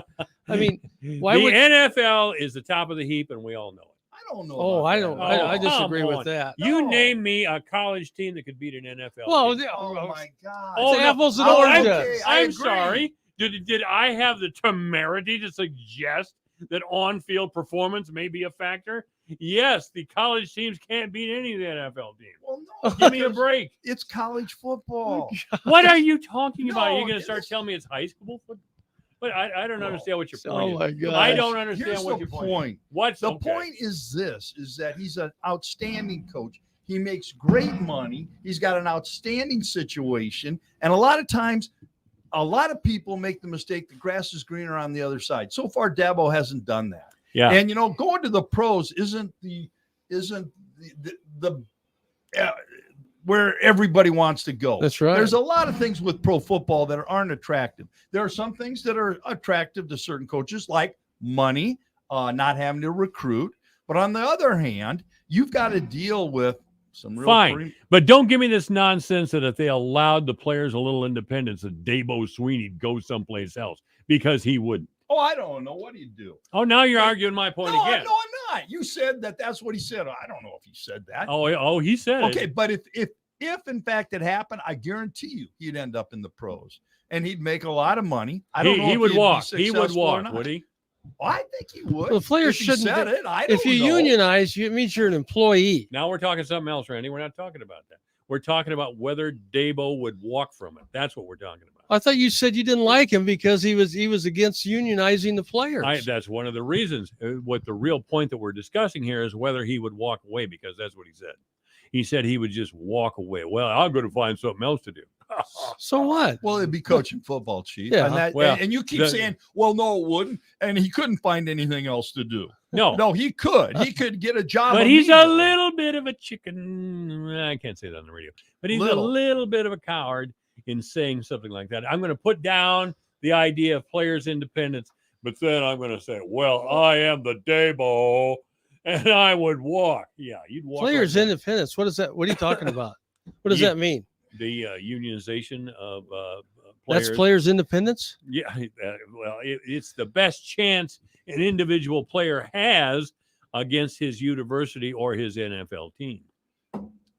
Well, anyway, it's not going to happen. To but allow they do a have college name, image, and likeness now, which in effect does very similar things for the college. And that's right. Football. And of course, or the college universities athlete. gave that up. Guys like Dabo Swinney, they advocated for that, didn't they? Hell no, they didn't. I don't know that he did. I don't know if he did or didn't. I don't know if any of the coaches. I mean, if they were doing it, they were only doing it because they were recruiting players. I mean, Well, there are coaches that have spoken up for it. Right, but It's that was- all part, and you have the horsepower to back it up. right. They have yeah. the alums and the money. Right. you Yeah. know. By the way, so now we got Texas out there forming nonprofits so they can pay offensive linemen $50,000 a year, and now we're going to call this NCAA collegiate football. Are they worth Give me 50 a grand a break. year? Are they worth Evidently, Texas thinks they are. Randy, it hasn't been amateur football for years.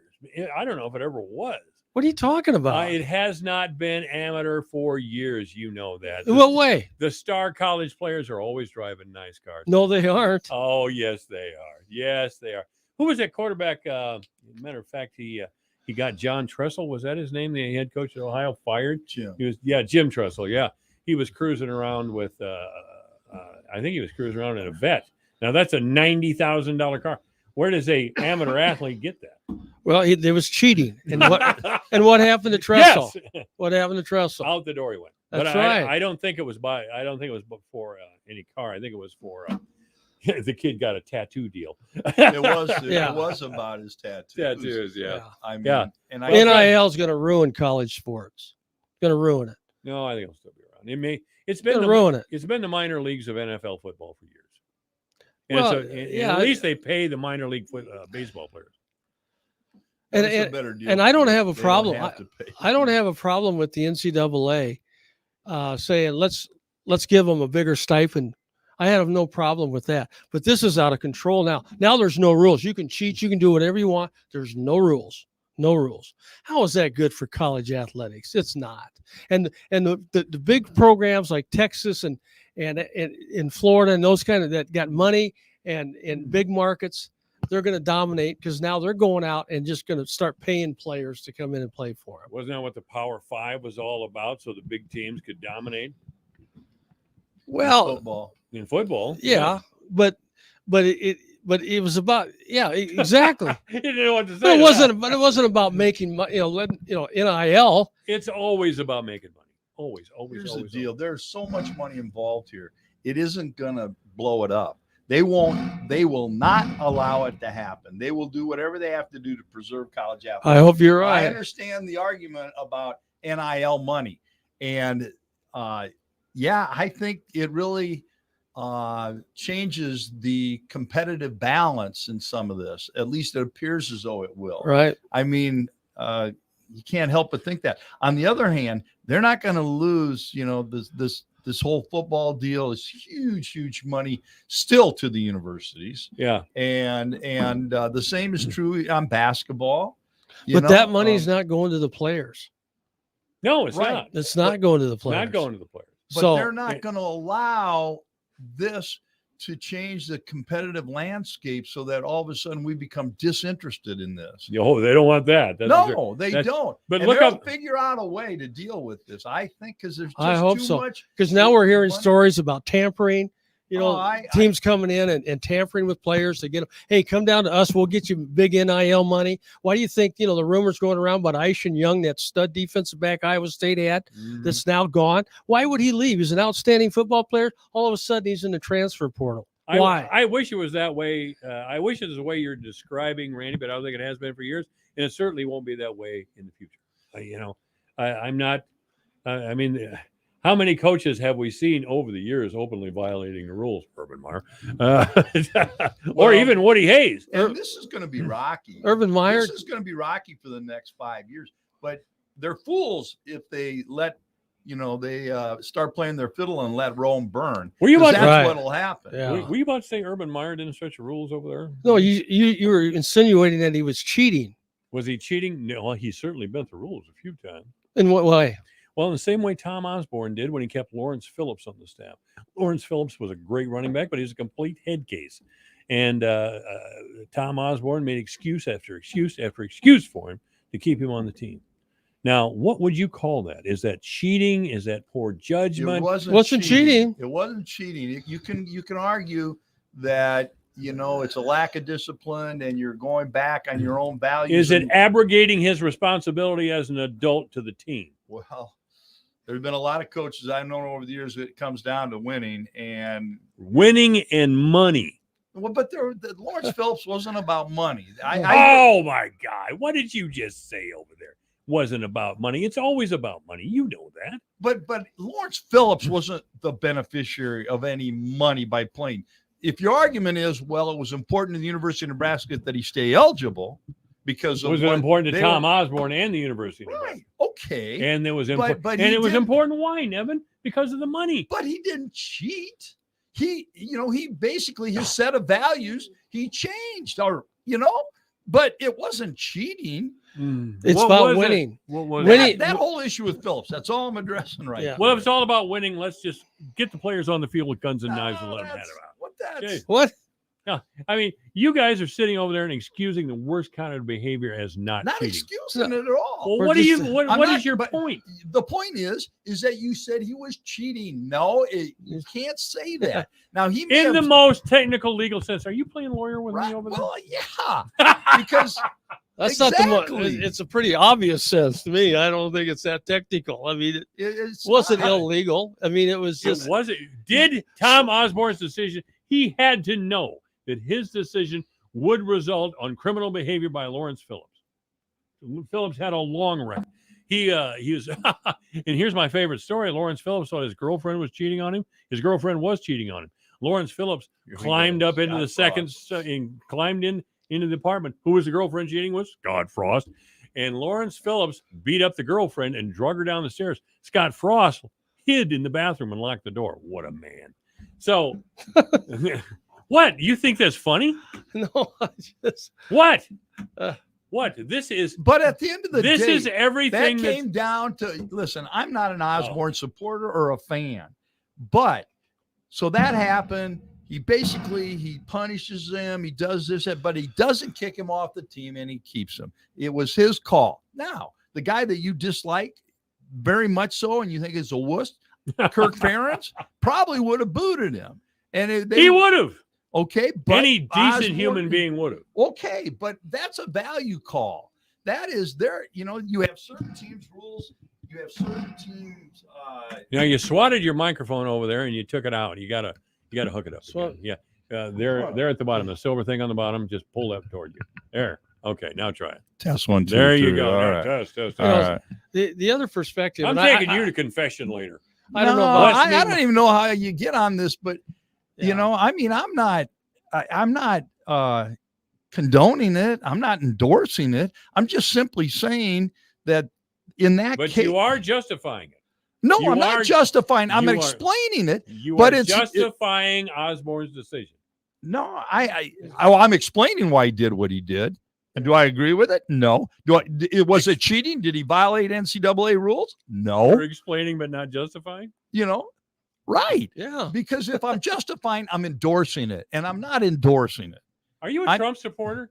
Did you just come out? Oh boy, don't go there. Did you just come out and say the mall had millions of people in it? But you know, but I'm right on that issue. You were right. This one. Hey, getting back to NIL though. Yeah. The number of players, basketball, football, getting NIL right now is probably less than 5% of them. So when this idea that the players aren't getting paid, they aren't getting paid because they're the NIL people. There's just a small percentage of them getting NIL. Yes, they are. And so, you know, that in itself is not fair, in my opinion, to the players. I'm in favor of stipend and paying them more, but I'm not in favor of making them employees of the university, and I'm not in favor of the NIL. Well, now that I've proven both of you wrong, let's move on. Iowa has decided to start Spencer Petras as quarterback. Did they announce that? I believe Petras? they did. Yeah, Petras. I believe they did announce it. When? Because they hadn't decided as well. Look it up on your phone. I did. I just did at the commercial. Okay, who's the starting quarterback? The article said that the Register said they're probably leaning towards Petras, but it hasn't been announced. He is going to announce it today or tomorrow. I thought maybe be tomorrow. But I don't think anybody will be surprised by that. I'll bet you both $100 it's Petras. You might get I would venture guess it is too. I just hope he plays both of them. That's what I hope. You think so? Well, he did that. Remember that at the with Rudock and Bethard at one point. Bethard. What was the name of that? The Tax Slayer Bowl. I thought that was a great name. The Tax Slayer Bowl. That was a horrible game for us. It was one of the worst bowl games I was ever played. It was an embarrassment. Yeah, it really was. Terrible. It was an embarrassment. I remember I was up in Minneapolis. I don't know why. Watching that game in a bar, I go, "Oh my God!" Yeah, I think that was as close as parents ever came to being fired because he's king of the kingdom down there. Well, most football coaches are. You're right. And why is that? Football's the king. Football's the king. It's money. Yeah. I can't get you guys to say money. Can No, you're into that money thing, aren't you? No, it is money. I talked about but that. I think the money comes from the winning because if you're not winning, the money is not there. So you got to win. Yeah. And then the money follows. Sure. Not only in gate receipts and all that, but also in alumni donations, No everything. doubt. I mean, if you take winning out of Notre Dame football, what do you got? You got Northwestern at Notre Dame, right? True. I mean, that's why Notre Dame is because they're football and they win. Yeah. And that brings money to the school, et cetera, et cetera. Right. And just like Jimmy Johnson said, when he was at Miami, you pull that one department where all the football players were in. He says, "We're Northwestern." What kind of year did Notre Dame have? I didn't. Good year. Oh, very good year. Real good year. Yeah. I think they had one loss, wasn't it? Yeah, I mean, they were in play for the. They got like beat by 5. Cincinnati. Yeah. That may have been it. Yeah. They were almost in the playoffs. It'd be very interesting to see how this goes with Notre Dame with their new football coach. Has he started yet? He has, and he'll coach him in the bowl game. Yeah. Okay. He was their defensive coordinator. So he's been in the program. But he was very well received by everybody in South Bend, including the coaching staff and the kids. All right. Yeah. Happy New Year to you both. It's a great country. You have the right to be wrong, which you just exercised. I have no idea what you were talking about. I feel like it's did you think you were in the twilight? Leslie Segretti. And I'm Tom Kreitler, and you can hear the Money Pit every Saturday afternoon from 4 to 6 on the voice of Fort Dodge, AM 1400 KVFD.